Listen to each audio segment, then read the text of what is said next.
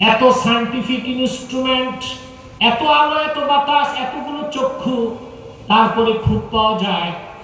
আল্লাহ রাব্বুল আলামিন অন্ধকার মায়ের পেটের মধ্যে আপনাকে ধাপে ধাপে তৈরি করলেন, কোনো খুঁত নাই কেন? বিজ্ঞানের কাছে এর কোনো জবাব নাই, কিন্তু আল্লাহর হাবিব জবাব দিয়ে দিয়েছেন ১৫০০ বছর আগে। আমি কিতা বলবো? হাদিসটি মুজাম তাবারানীতে এসেছে, ভিন্ন শব্দে বুখারী শরীফও আছে। আল্লাহর হাবিব সাল্লাল্লাহু আলাইহি ওয়াসাল্লাম ইরশাদ করেছেন,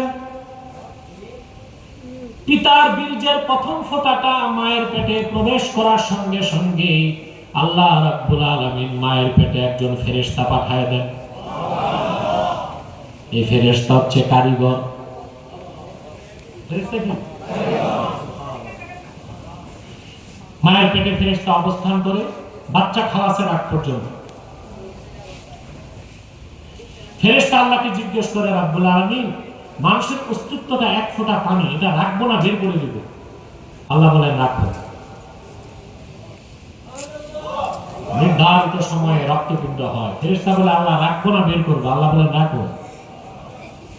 নির্ধারিত সময় গোশতপিণ্ড হয়। ফেরেশতা বলেন, আল্লাহ রাখবো না বের করে দেবো? আল্লাহ বলেন, রাখো।